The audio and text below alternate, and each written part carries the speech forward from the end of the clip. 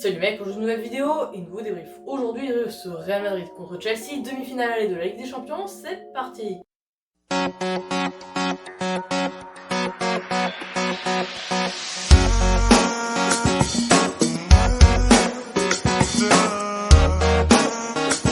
Cette vidéo est sponsorisée par Retro Legend Club, c'est un site de vente de maillots de foot rétro comme son nom l'indique. C'est d'ailleurs eux qui m'ont envoyé ces deux maillots rétro que vous voyez derrière moi, qui sont d'ailleurs très beaux, et avec mon code de réduction LP10 avec le LP en majuscule et le LP10 tout attaché, vous pouvez bénéficier de 10% de réduction sur tout le site, et le lien du site est dans la description. Voilà un match qui était très attendu par tous les supporters des Blues, parce que c'est un peu une surprise que Chelsea soit en demi-finale de Ligue des Champions, même s'il mérite totalement, mais aussi pour le Real Madrid parce qu'on le sait, ça fait quand même 2 ans que le Real Madrid n'est pas allé en quart de finale de la Ligue des Champions, et là que les merengues atteignent les quarts, c'est quand même les demi pardon, c'est quand même assez incroyable je trouve, surtout en éliminant l'Atalanta et Liverpool surtout. Voilà, c'est quand même avec beaucoup d'absents d'ailleurs, mais ça on y reviendra après. Juste avant que la vidéo commence, je voulais vous dire que voilà, je sais pas si vous l'avez remarqué, mais en tout cas j'ai acheté un trépied, voilà, au moins c'est mieux, et peut-être que j'achèterai un micro dans les jours qui viennent. J'ai également acheté ça, j'espère que ça va vous plaire, c'est pour un peu vous dessiner les actions et vous donner la tactique un peu du match, tout ça. Donc j'espère que ça vous plaira, voilà, pour les investissements, les nouveaux investissements de la chaîne, pardon. Déjà on va commencer directement avec les compositions. Déjà du côté du Real Madrid, on avait Thibaut Courtois dans les buts, une défense à 3 que j'ai pas du tout aimé, avec Militao, Varane, Nacho.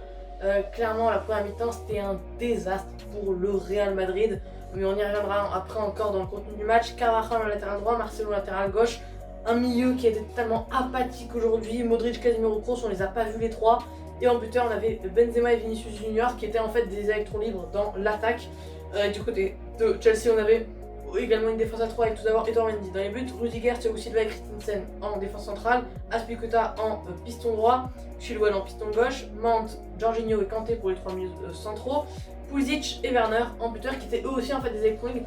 En fait, j'ai l'impression que Zidane a voulu imiter la tactique de Thomas Tuchel, mais en fait ça n'a pas du tout marché, parce que peut-être que Thomas Tuchel sait mieux manier cette tactique que Zinedine Zidane, et l'ancien justement joueur du Real Madrid a voulu, voilà, faire un truc comme ça avec la même composition alors qu'il n'utilise pas beaucoup ça, avec la même tactique de jeu, la même approche, même si on l'a vu, en tout cas il a essayé de faire la même approche mais ça n'a pas du tout marché, mais ça on y reviendra après. Maintenant on va passer aux enjeux du match. Les enjeux du match, c'était clair déjà pour Chelsea, c'était de marquer à l'extérieur, c'est chose faite. Et pour le Real, c'est de ne pas encaisser de buts, surtout. C'est une chose pas faite, mais on savait que ça allait être difficile contre l'équipe de Chelsea qui nous a donné du fil à retordre aujourd'hui. Maintenant, du coup, on va débriefer le match.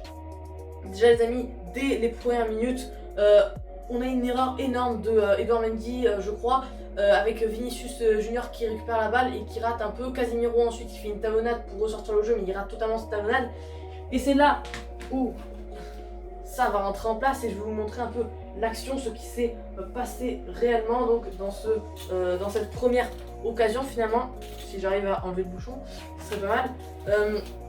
Donc on a en fait un contre pour Chelsea, et là ils sont en supériorité numérique parce que les joueurs qui sont là du Real Madrid ne reviennent pas. Du coup il arrive là, je sais plus quel joueur c'était exactement. Il arrive à faire un centre sur Pulisic. Pulisic, il est là, il a remis de la tête à Werner. Werner face à Courtois, il a juste plat du pied. Finalement, c'est bien Courtois qui la sort. Et là, Militao était complètement pris ici. Et c'est dommage pour Chelsea qui aurait pu d'ores et déjà marquer dès le début du match. Et finalement, ça ne sera pas de but pour les Blues. Qui auraient pu quand même ouvrir le score directement. Mais voilà, leur domination, leur implication dans le jeu va se concrétiser effectivement par un but sur une passe de Rudiger qui est là. Les 3 défenseurs, les gars, ils sont très compacts du Real Madrid, mais ils sont vraiment à côté ici. On a Pulisic qui arrive à passer dans le dos ici. Rudiger met le ballon au-dessus pour Pulisic. Pulisic arrive là, et là, les gars, j'ai pas compris. Parce qu'on a d'un côté Militao qui essaye de Nacho déjà, qui va là. Militao qui revient en marchant, Varane qui va dans les buts. Ensuite, on a Pulisic qui du coup est face à Courtois, parce que Courtois, comme il voit que ses défenseurs sont dans les buts, bah, évidemment il sort, mais c'est pas du tout la faute de Courtois. Courtois a fait un bon match, honnêtement. Courtois du coup va dessus, Pulisic arrive à décaler ici, il frappe entre les deux joueurs en plus qui n'ont servi à rien, Varane et Nacho, et du coup ça fait but pour Chelsea, déjà 1-0 pour les Blues dès la 7ème minute de jeu. ou la 14e, je sais plus. Et là, je me dis, ça va être un match très très compliqué. Qu'est-ce qu'on avait comme action après? On avait un Chelsea très agressif. En gros, pour vous expliquer, on avait en fait des joueurs du Real qui, là c'est les joueurs du Real. Dès qu'on passait la moitié de terrain adverse, dès qu'on arrivait après là, il y avait tout le temps un joueur de Chelsea qui montait dessus. Et le porteur de balle n'avait plus de solution quasiment. On avait Benzema qui était là et qui arrivait finalement parfois à se décrocher se décrochant de Rudiger comme ça et qui arrivait à trouver des solutions par exemple sur Vinicius qui était là. Mais voilà, c'était très compliqué puisque Chelsea était vraiment bien compact et la pièce maîtresse de ce Chelsea là, c'était ce Kanté qui était très très haut.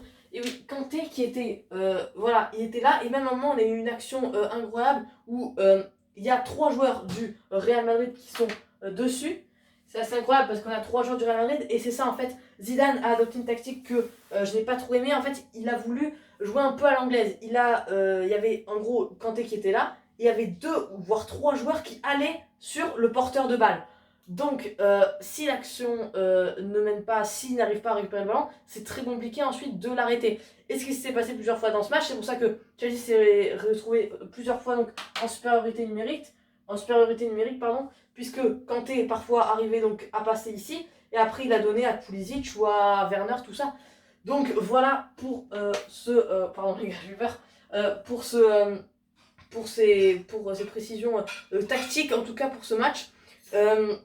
Qu'est-ce qu'on a eu ensuite comme action? On a eu un Benzema évidemment incroyable sur ce match, j'ai envie de dire, comme toujours. On a donc Benzema qui, à un moment, a la balle, enfin, a pas la balle, mais on a un gros dégagement là de Courtois. On a Rudiger qui est là, et on sait Rudiger, c'est pas le plus adroit avec ses pieds, même si il a fait une belle passe à Pulisic, tout ça, c'est pas le plus adroit avec ses pieds. Benzema est là, va attendre que Rudiger contrôle, parce qu'en plus il y a de l'appui, tout ça, c'est compliqué. Il contrôle le ballon, enfin un peu vers là. Benzema arrive à récupérer le ballon, et là, tout part de lui. Il arrive à la mettre ensuite au milieu, ensuite ça temporise, on la remet à Benzema, frappe de Benzema, et ça vient mourir sur le poteau gauche d'Edouard Mendy, qui était clairement battu sur cette frappe de Benzema. Incroyable action pour le Real Madrid.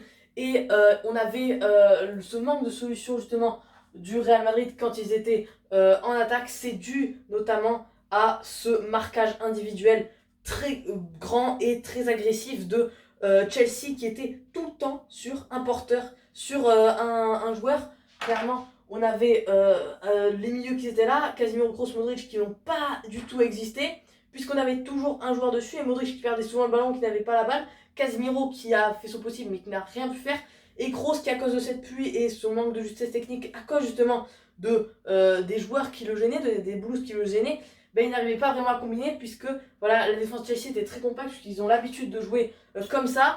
Et finalement, voilà, on a eu donc un Chelsea très très bon. Qu'est-ce qu'on a eu ensuite comme occasion? On a eu quoi, les amis?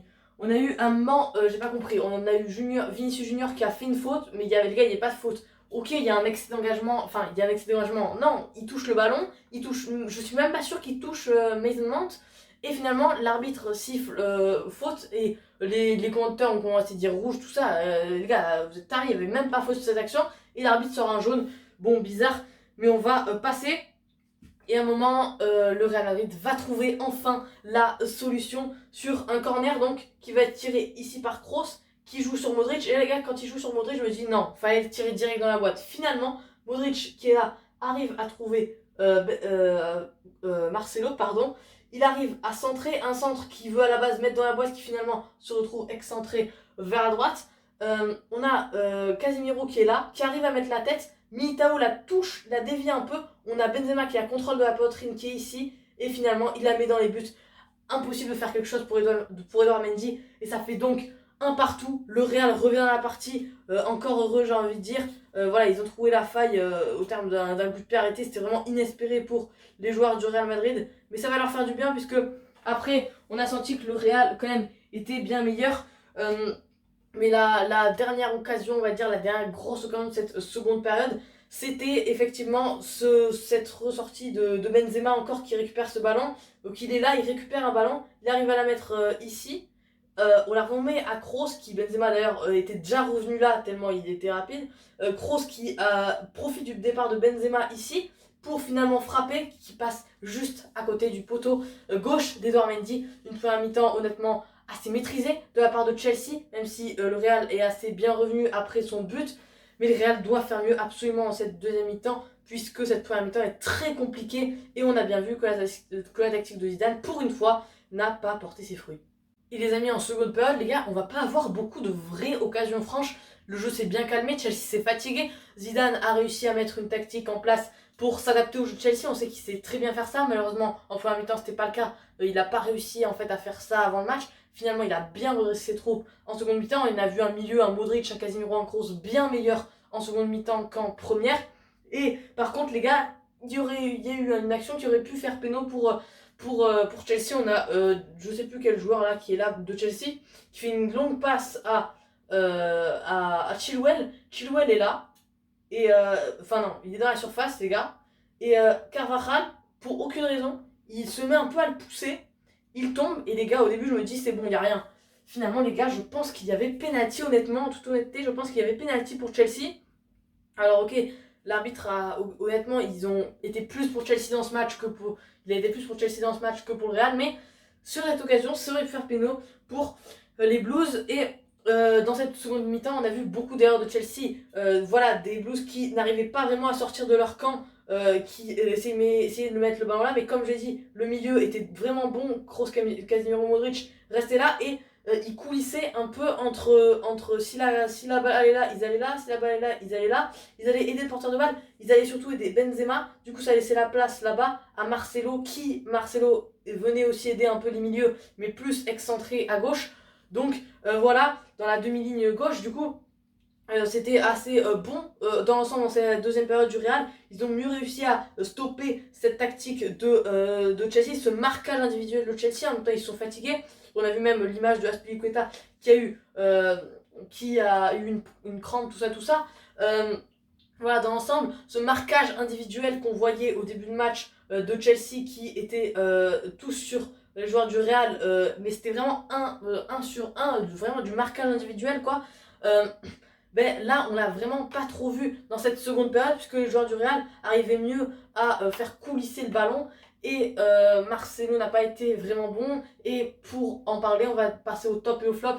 Déjà, au niveau des tops, Benzema, homme du match, évidemment, il a été super fort, le français, encore une fois, incroyable. Je peux pas tout vous dire ce qu'il a fait, maintenant, par exemple, on a une action là, où il reçoit une touche là. Il y a Kanté et Chilwell qui sont dessus. C'est compliqué quand t'as deux joueurs dessus. Il arrive quand même à avoir le ballon là, il va là, il arrive à revenir, à y aller. Finalement, il revient, il arrive à obtenir une touche. C'est quand même incroyable qu'il arrive à se sortir de deux joueurs comme ça. Mais en plus, ça, c'est des tâches qui sont ingrates à faire pour un joueur de football. Mais il faut bien un joueur pour le faire. Et avant, c'était pas forcément Benzema, mais c'était pas forcément non plus Ronaldo qui venait l'aider. C'était parfois Bale, tout ça, ou quand Ronaldo, parfois, quand il était sur son côté, tout ça. Mais voilà, là, on a vraiment un joueur qui fait l'effort, et c'est Karim Benzema qui est, je pense, à son meilleur niveau de sa carrière. C'est comme le bon vin. Il vieillit bien, on va dire. Mais du coup, voilà. Dans les tops, qui je pourrais mettre également, Kanté a fait un super match. Hein, voilà, rien à dire, il a été très très bon. Dans les tops, je vais mettre Militao. Il a eu la rage. Et même si honnêtement, sur le premier but de Chelsea, il est un peu fautif peut-être parce que il laisse un peu passer, il marche un peu. Sinon, tout le long du match, il a eu la rage. Et on aurait pu se prendre plus de buts s'il n'avait pas été là. Et au niveau des flops maintenant, Werner, les gars. Alors, ok, il s'est procuré des occasions, mais il n'a pas du tout eu la finition. Vinicius a été absent. Modric, je l'ai vraiment pas trouvé bon, comme Marcelo. Carvajal, les gars, je vais pas le mettre dans les flops, mais voilà, il a pas été ouf. D'ailleurs, l'entrée, il y a eu Hazard qui a fait son entrée en Ligue des Champions. Ouais, bon, voilà, anecdotique, on va dire. Je pense que c'est tout. Voilà, les mecs, pour ce débrief, pour ces tops et ces flops. J'espère que cette vidéo vous aura plu. Et les gars, la seule chose que je vais vous dire, c'est salut.